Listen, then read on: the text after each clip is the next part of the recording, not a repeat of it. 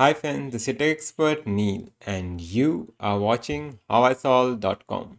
In this video, you'll learn how to increase your mobile phone's battery life. I'll not only share how you can improve your battery standby time, but also how you can improve the long-term battery durability. Using this guide, you will be able to use your battery from your mobile as long as it's physically possible. So without wasting much time, let's get started. In the first part of the tutorial, you'll learn how to improve your battery standby time. I'll provide you a list of suggestions how you can increase the standby time, and depending on your use case, you can follow these suggestions. So we'll start this guide with the most battery consuming thing of your device, that is your phone screen. Almost more than 50% of the battery is consumed by your phone screen. So to improve your battery standby time, we can follow these tips which will dramatically boost your phone's battery life. If your phone has got an AMOLED display, and even if it has not got an AMOLED display, the first thing that you can do is change the background and the theme of your phone to a black based theme, a dark theme, and the background should be black colored background. What this will do is it will reduce the battery consumption dramatically, because if you have got an AMOLED screen, then a black color means that the LEDs at that particular place is switched off. So there will be no power consumed while showing dark black colors. So even if you have not got an AMOLED screen, a black theme and a black background will still benefit your device. And you should definitely not keep a live background if you want to improve your battery standby time. The second tip is regarding the auto brightness. If your phone auto brightness is not working properly, like it's not detecting your brightness required properly, then I would suggest you switch to manual mode and keep the auto brightness a bit lower than what is ideal. If your auto brightness is working perfectly, then you should turn on the auto brightness, and you should not increase the brightness when it's not required. If you are using the phone in the dark, which you should not, but if you are doing that, then you should keep your brightness of the screen a bit lower. That will not only improve the battery life, but and also reduce the strain on your eyes. The next thing about the screen is the refresh rate. Nowadays phones comes with ridiculous amount of refresh rate, like 144 hertz, 90 hertz, etc. But the standard 60 hertz refresh rate is good enough in my opinion to use a phone decently.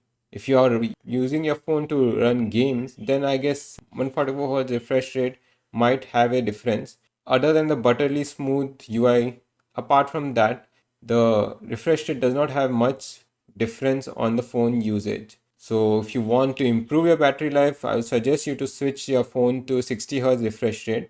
That will dramatically improve your battery performance and increase your standby time. Next step is to change the screen off time, that is your auto lock screen off time. You should keep your screen off time that is around 30 seconds. Lesser than 30 seconds will be quite annoying. Your phone will keep locking, but a phone screen on time of more than 30 seconds would not only mean your phone will remain on when no one is using it, but it will also compromise the security of the phone. Like suppose you have kept the device on a table and you have went to a different room, then someone can, without entering the locking details, you can access the phone. Next thing again regarding the screen is the always on display. I'm not a big fan of the always on display, and the battery consumed by it is quite a lot. So if you are not using this feature, I would suggest you to turn it off. In newer devices like in Realme UI 3.0, you can get a feature which is similar to always on display, but it only enables the screen when you tilt the device. So this kind of gesture based feature I feel is much better than an always on display, which uses a lot of battery. Now, apart from the screen, the other major consumption of the battery happens by CPU usage. And the CPU is used by the apps. So there are several tips regarding the apps which you are using. Number one tip is regarding the bloatware. Nowadays, almost all type of phones except some Motorola phones and stock Android phones, most of them ship with a ton of bloatware. The bloatware comes in two types, system app, and the other is normal Play Store based app. So you can easily uninstall Play Store based apps. So uninstall system apps, I've got a detailed video guide. You can check that out. I'll provide you the links down in the video description, and also there will be an I button at the top. Once you remove all these bloatware, your phone will get faster and your battery consumption will reduce. Therefore, you'll get a better standby time.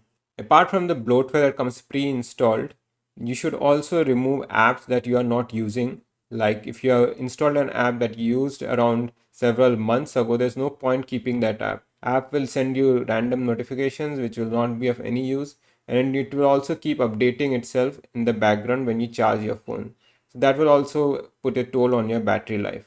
So I would suggest, if you have got apps in your phone which you used to use previously but now you are not using, I would suggest you remove those apps. That will improve your phone's performance as well as your battery life.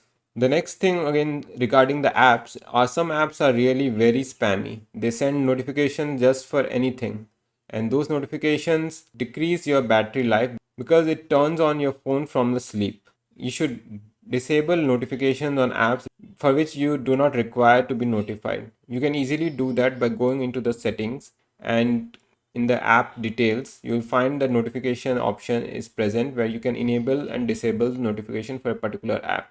Most of the phones nowadays comes with battery optimization built into your device. You can turn that feature on to improve your battery life. In Realme UI 3.0 there comes multiple levels of battery optimization where you can decide how much you want to sacrifice your performance for improving your battery life. In these kind of battery optimization features, what happens is your phone disables background apps. That way your phone is hibernating and reducing the battery consumption, but you will miss app updates. So if that is fine with you, you can turn this feature on.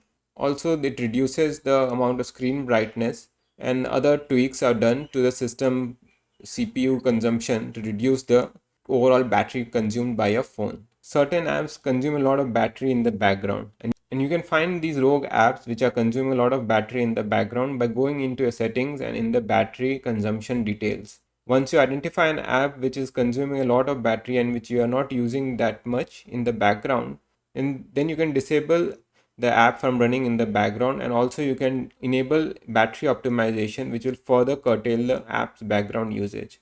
Now we have discussed about the screen and the apps related settings. Now let's look at the sensors. Your phone comes with a ton of sensors. Like any feature on the phone, everything consumes a bit of battery. And if you're not using the feature and it's still turned on, then there certainly is a wastage of the battery. So if you are not using Bluetooth, Wi-Fi, GPS, then you should turn it off by default. Only turn these features on when you are using it. Especially GPS consumes a lot of battery, and you should only turn it on when you require the feature, like when you're ordering for a cab using an app, or you're sharing your location to a friend via WhatsApp, or you're using navigation from Google Maps. Only in those particular scenarios you should turn on GPS, otherwise it should be turned off. Apart from these sensors, your phone battery is also consumed by the network, and there are different types of network. At least in India, we can switch from 2G, 3G to 4G and 5G. At present, 5G network is not available in most of the areas. Only in some few metro cities it is available. But if you're not using 5G data, I would suggest you switch to 4G. And in fact, in my case, in my particular area, the 4G network is not that great. I normally switch to 2G, 3G network. That way I can improve the battery life quite a lot, and at the same time I can improve the signal strength. Because what happens is the 2G, 3G network uses a frequency which is a lower frequency. The lower the frequency, the better the range of the network and the better the signal strength. One more tip is to disable Wi-Fi connection when the phone is sleeping. This feature was available easily via the Android UI in older versions of the Android, but after Android 9, I guess the feature was removed from the settings option, but you can still enable this feature by typing in some ADB commands. If you type this particular command via ADB connection, that is by connecting your phone to a USB and then enabling ADB developer mode and enabling USB debugging, then you can type this particular command and enable automatic Wi-Fi disconnection when the phone is asleep. This feature may or may not work depending on your Android version and your phone manufacturer. But in my case, it works in the night time, at least when I've enabled the battery optimization. And the night time it automatically disconnects the Wi-Fi and it goes to sleep, and that further reduces the battery consumption. I've got detailed video guide of how you can enable ADB and developer mode in your phone you can check that guide. I'll provide you down in the video description the link for that video, and I'll also provide you an I button at the top over here. Now, these were all the tips for how to improve your battery standby time. Now I'll share with you tips and how you can increase the overall battery durability.